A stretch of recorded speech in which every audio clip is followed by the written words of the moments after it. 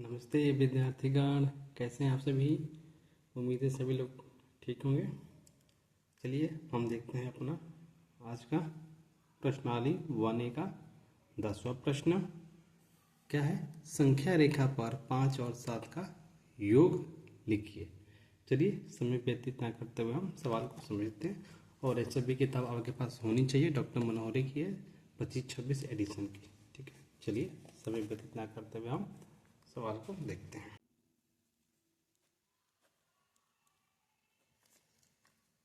5 और क्या लिखा? संख्या रेखा पर 5 और 7 का योग करने के लिए सबसे पहले संख्या रेखा पर बोला है तो हम संख्या रेखा की बना लेंगे इसकी मदद से। ठीक है, आप इंची से इसको बना लीजिएगा जी।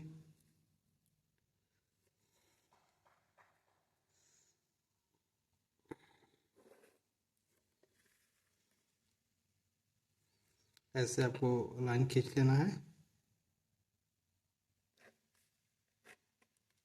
ठीक है, और देखिए 5 और 7 बोला है तो दोनों धनात्मक है, तो हम ऋणात्मक की तरफ नहीं जाएंगे, सीधे हम धनात्मक की तरफ जाएंगे। ठीक है जी। अब ये भी आप सोचेंगे ऋणात्मक धनात्मक कौन होता है, तो याद रखिएगा जीरो के राइट साइड जो दाएं साइड होती है धनात्मक होती है, जो बाएं साइड होती है वो ऋणात्मक होती है। ठीक है जी, तो सीधे हम धनात्मक तरफ जाएंगे। ठीक है, तो ये ऐसे हो गया और यहाँ पर हम लिख देंगे, मान लीजिए 0 1 2 3 4 5 6 7 8 9 10 11 12 13। ठीक है, और ये इस पर ऐसे बिंदु ये क्यों दे रहे हैं? ताकि ये अंक है। ठीक है जी। अब देखिए 5 और 7 का योग पूछा है, तो याद रखिएगा जब भी आप गिनिएगा ये नहीं कि 5 से गिना शुरू कीजिएगा। ठीक है, यहाँ से 5 और 7 का बोला है तो 5, ये 5 के बाद क्या आता है 6।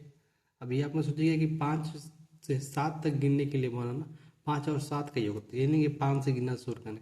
अगर मैं आपको 5 आम दो, कहूँगा 5 आम और गिनना है, तो फिर 5 को भी गिनोगे क्या? नहीं, 5 ऑलरेडी आपके पास है ना, तो अब 6 से गिनना शुरू करें। कहाँ से? 6 से।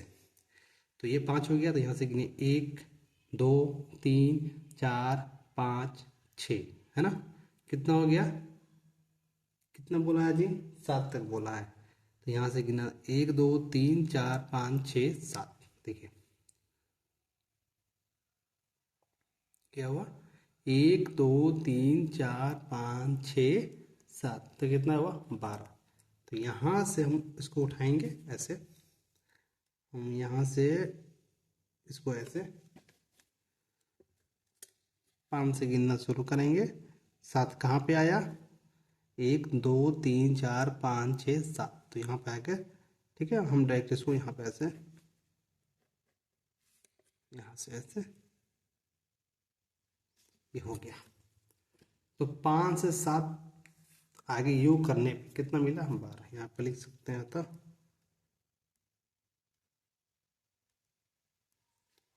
5 + 7 बराबर कितना? 12। आपका यही क्या है? आंसर है। ठीक है जी, अब आगे चलते हैं हम 11वें प्रश्न पे। 11 नंबर प्रश्न क्या कह रहा है? देखिए 11वां प्रश्न कह रहा है, निम्नलिखित कथनों में से कौन सा कथन सत्य और असत्य है, यही हमें बताना है। ठीक है, चलिए। दो धन अभाज्य पूर्णांकों का गुणन सदैव अभाज्य होता है। देखिए दो धन अभाज्य, अभाज्य संख्या कौन सी होती है?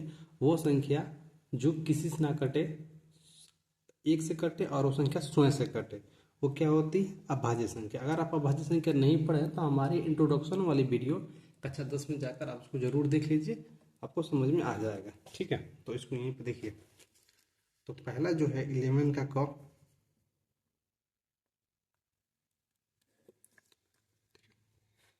दो धन अभाज्य, हम मान लेते हैं दो अभाज्य संख्या, मैं यहाँ पे ड्रैग कर रहा हूँ। ठीक है, अभाज्य वो संख्या जो एक से कटे और स्वयं से कटे। जैसे 3, पहला क्या मान लेता हूँ मैं 3, ठीक। और क्या कहा है गुणन, और दूसरा में 5, 3 5 क्यों, क्योंकि दोनों अभाज्य संख्या है। अब इन दोनों को गुणा करने पे क्या कह रहा है कि 7 अभाज्य संख्या होती है, तो 3 5 कितना हो गया 15। तो बताइए 15 क्या अभाज्य संख्या है? नहीं, बिल्कुल नहीं। क्यों? क्योंकि कट जाता है, 1 से कटेगा, 3 से कटेगा, 5 से कटेगा, 15 से कटेगा, तो ये क्या है असत्य है। इसको क्या लिखेंगे असत्य, ठीक है जी, क्या है असत्य। ख नंबर देखते हैं, दो धन अभाज्य पूर्णांकों का योग सदैव अभाज्य होता है। देखते हैं, दो धन पूर्णांक, धन पूर्णांक इसी को जोड़ लेते हैं, 3 5 इसी को जोड़ लीजिए, ये भी वही हाल है, ठीक है। मान लीजिए 3 5, यहाँ गुणा पूछा था, यहाँ धन कर दिए, जोड़ दीजिए, कितना हुआ 8। क्या कह रहा है, दो धन अभाज्य पूर्णांकों को, यानी कि 3 और 5 को जोड़ेंगे तो क्या एक अभाज्य संख्या मिलेगी? नहीं, ये भी क्या है असत्य।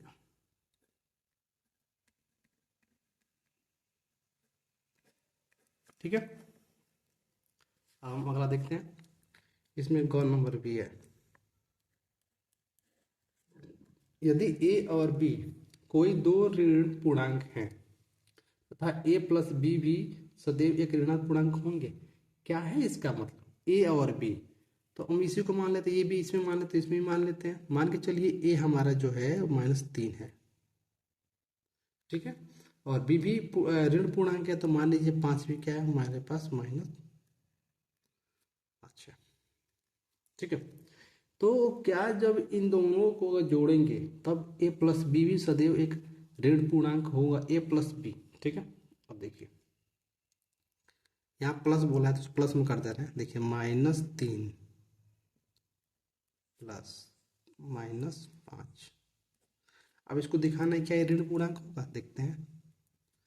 तो क्या हो जाएगा -3, और माइनस प्लस क्या होता है माइनस, और माइनस माइनस क्या होता है माइनस, लेकिन नंबर जुड़ जाते हैं, ठीक है जी। माइनस माइनस माइनस, लेकिन नंबर जुड़ जाते हैं। तो देखिए ये क्या हो गया, सदैव एक ऋण पूर्णांक होगा, है ना। जब भी दो संख्या ऋणात्मक हो तो उसको जोड़ेंगे भी तो क्या होगा, ऋणात्मक ही होगा। तो ये क्या है सत्य है, ठीक है जी, ये क्या है सत्य है। अब हम अपना अगला देखते हैं, अगला क्लास क्या है हमारा, अगला क्वेश्चन हम देखते हैं अपनी अगला प्रश्न। अगला प्रश्न कह रहा है, यदि ए एक धन पूर्णांक है, क्या है धन पूर्णांक है, तो दिखाइए कि संख्या ए प्लस 1 ए+2 ए+3 संख्या 24 से पूर्णतः विभाजित होगी। हमें इसे सिद्ध करना है, माना कि ए कोई धन पूर्णांक है, तो मान लेते हैं, ठीक है। क्वेश्चन नंबर 12 यहाँ पर,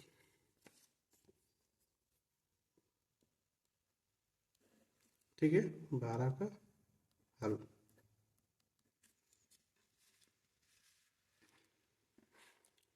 माना इसे लिख लेते हैं, ठीक है। मान ले रहे हैं कोई कोई भी संख्या एक मान लेते हैं हम, माना,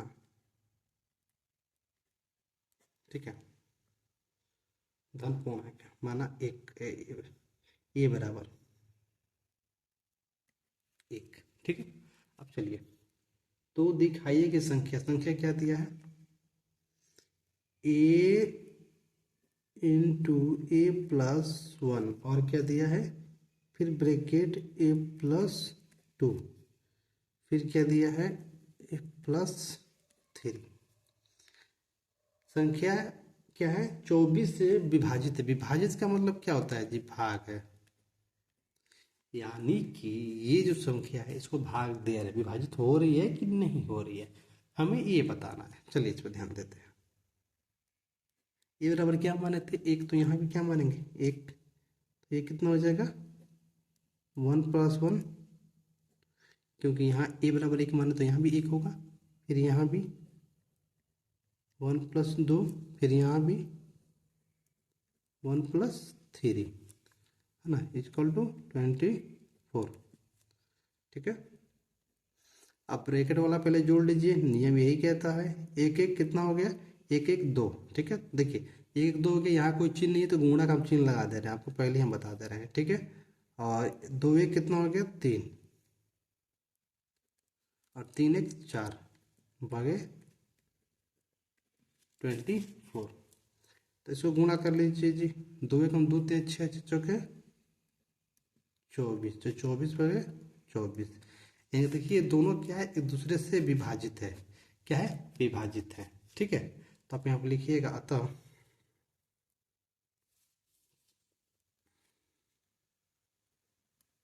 अतः पूर्णतः विभाजित है। पूर्णतः विभाजित है।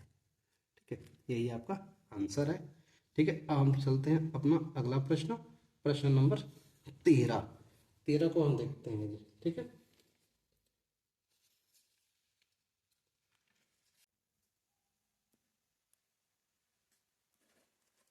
प्रश्न नंबर 13।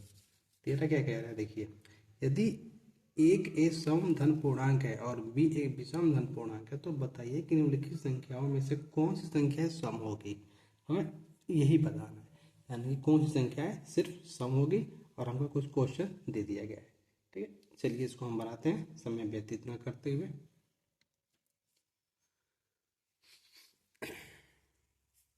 यहाँ लिखिएगा हाल में,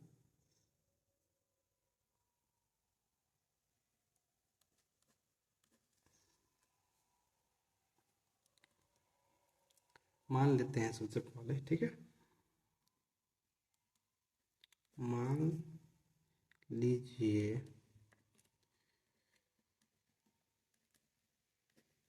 ठीक है, मान लीजिए ए बराबर 2। ठीक है, जहाँ क्या है सम, और बी बराबर 1 मान लेते हैं। अब ये मत सोचिए कि बी बराबर 2 क्यों नहीं मारे, अरे भाई एक विषम संख्या होती है। ठीक है, आज जो सम संख्या होती है वो 2 होती है, इसलिए वहाँ माना गया है। ठीक है ना, इसमें कंफ्यूजन नहीं होनी चाहिए जी। ठीक है, तो देखिए अब इसमें दिया है ए स्क्वायर दिया है ना, ए स्क्वायर। चलिए तो ए स्क्वायर यहाँ हम कर लेते हैं ए स्क्वायर। ठीक है, तो ए बराबर क्या मान है जी 2, तो 2 का स्क्वायर कर लीजिए। 2 का स्क्वायर कितना होता है 4, कितना होता है 4। तो 4 कौन सी संख्या है जी, सम संख्या है, इसमें तो कोई डाउट होनी नहीं चाहिए, आप समझ सकते हैं। ठीक है, अब चलिए इसके आगे हम यहाँ पर ए मान लेते हैं। ठीक है, ए स्क्वायर 2 का स्क्वायर 4 हो गया। अब इसके आगे जो यहाँ पर हम बी का मान लेते हैं, लेकिन आप इसको लिखना भी है कॉपी में, तो कैसे लिखिएगा मैं यहाँ पर दिखा रहा हूँ। ठीक है, मैं यहाँ पहले मान लेता हूँ बी, बी का स्क्वायर पहले मान लेता हूँ, बी स्क्वायर, तो बी बराबर 1, 1 का स्क्वायर कितना होगा 1, ये भी सम ही होगा। लेकिन आपको इसको लिखना नहीं है, बस मैं इसको समझाया हूँ। लिखने के लिए क्या लिखिएगा, ऐसे लिखिएगा, यहाँ पॉइंट डाल के लिखिएगा आप। ठीक है ना, ए स्क्वायर। ठीक है, किसी, ऐसे लिखिएगा, किसी भी सम संख्या, किसी भी सम संख्या का वर्ग हमेशा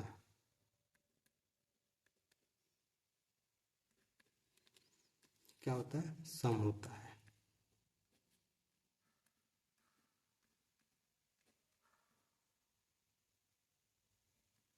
सम होता है, किसी भी सम संख्या का वर्ग हमेशा क्या होता है सम। ये बराबर 2 माने थे, सम संख्या है तो वर्ग क्या हुआ सम संख्या। ठीक है, बी क्या लिखेंगे आप, बी में लिख लीजिएगा इसी तरह कॉपी में नोट करने के लिए, ताकि आपको ये बातें याद रहे और आप भूलें नहीं, इसलिए लिखवा रहे हैं। किसी भी, ऐसे लिखिएगा, यहाँ से लिख लीजिएगा किसी भी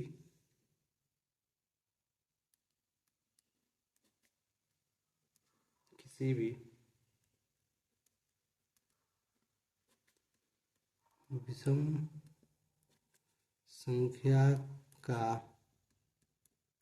वर्ग हमेशा क्या होता है, विषम होता है।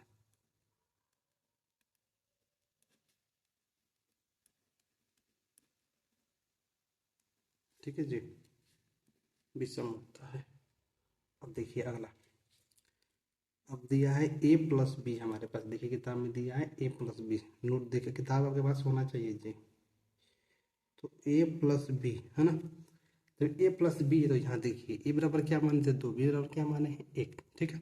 इसको हम लिखेंगे, कैसे लिखिएगा, देखिए ए को क्या माने थे सम, लिखिएगा एक सम, और क्या है भाई एक विषम संख्या है, और एक विषम संख्या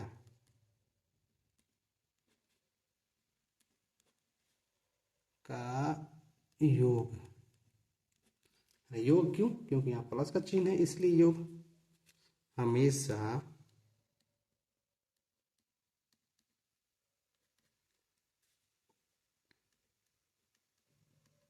विषम होता है,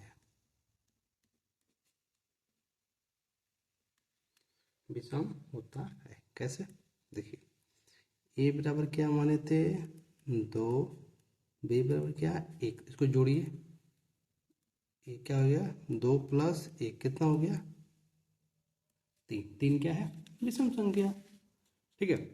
अब इसमें क्या दिया था ए गुणे बी, इसको भी यहाँ पे ऐसे कर लीजिए ए गुणे बी, इसको भी लिख लीजिए, ठीक है। ऐसे ही लिखिए, यदि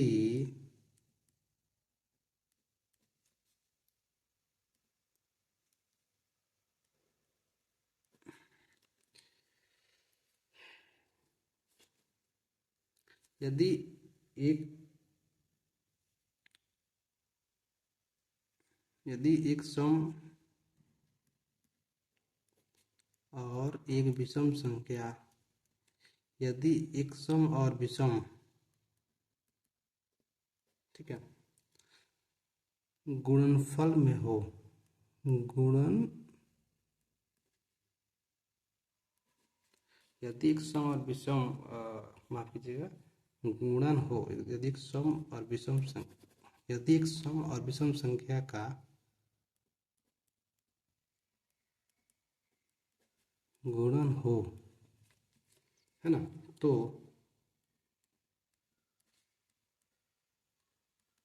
गुणनफल हमेशा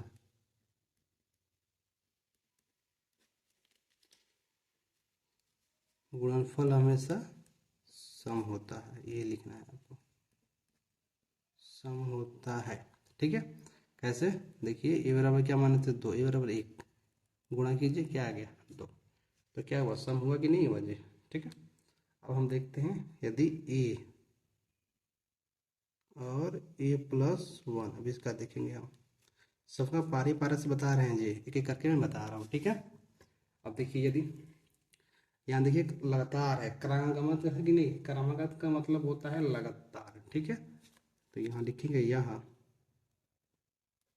2 है तो 2 लिख लीजिए, 2 क्रमागत, क्रमागत का मतलब लगातार 2 क्रमागत संख्याएं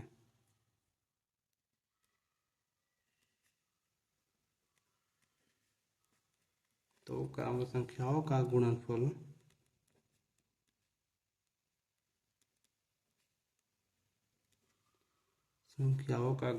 है, ये संख्या जो है ना,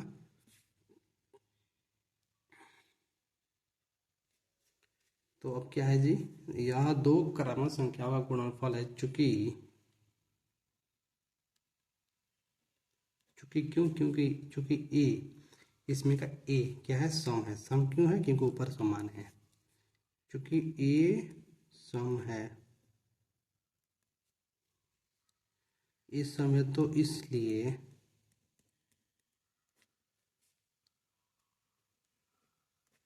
यह परिणाम सम होगा।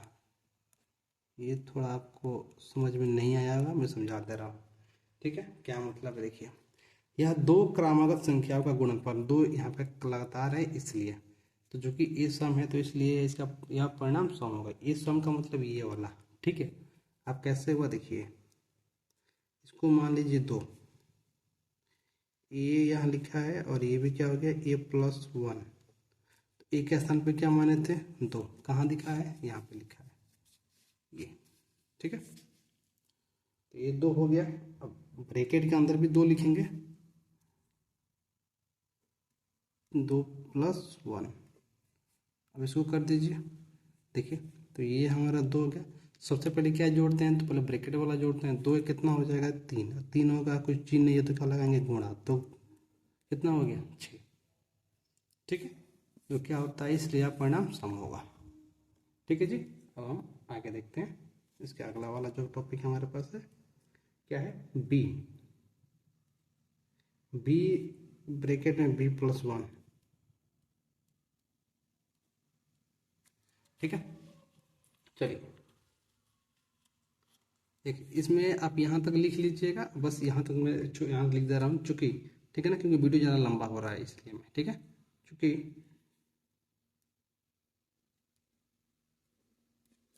बी विषम है, विषम है, तो b+1 ये क्या होगा, सम होगा। ये क्या है अभी समझा रहे हैं ना। अतः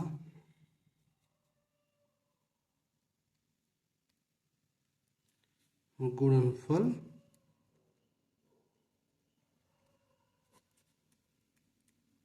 सम होगा। मैं भी इसको समझा रहा हूँ क्या, देखिए चूंकि बी सम है, बी सम का मतलब क्या है, बी कौन सा माने हैं यहाँ पे 1, ठीक है। देखिए तो b को 1 मान, तो ये 1 हो गया, और फिर यहाँ भी 1 रखेंगे 1+1, ठीक है।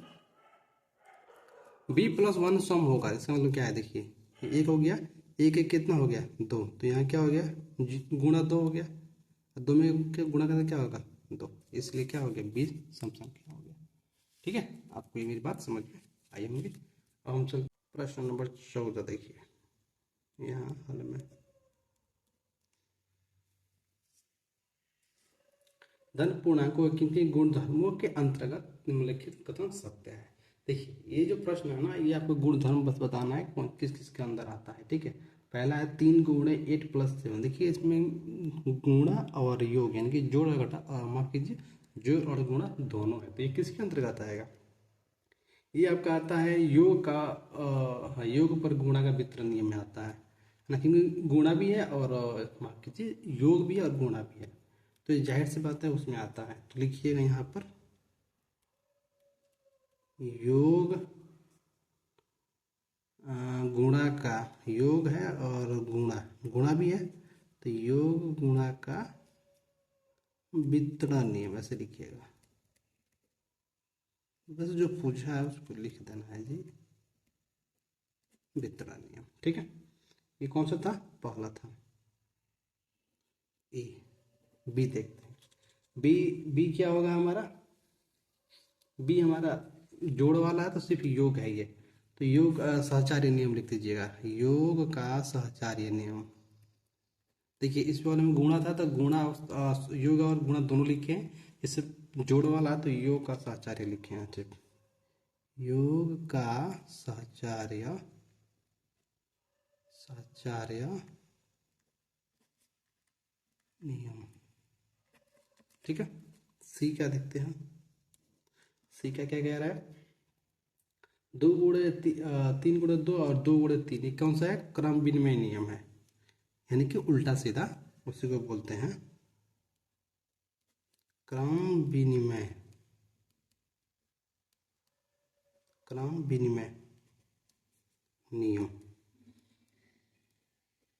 ठीक है।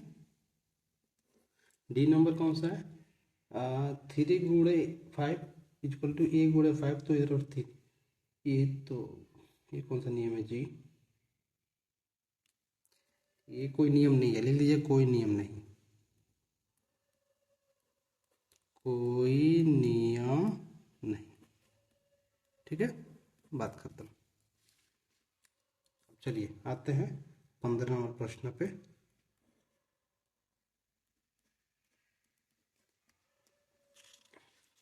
संख्या रेखा पर -5 -2 0 1 2 1 2 और 5 को दर्शाना है, सिर्फ दर्शाना है। ठीक है, तो ये तो बहुत ईजी है, आप इसको दर्शा सकते हैं, लेकिन मैं इसको बना दे रहा हूँ।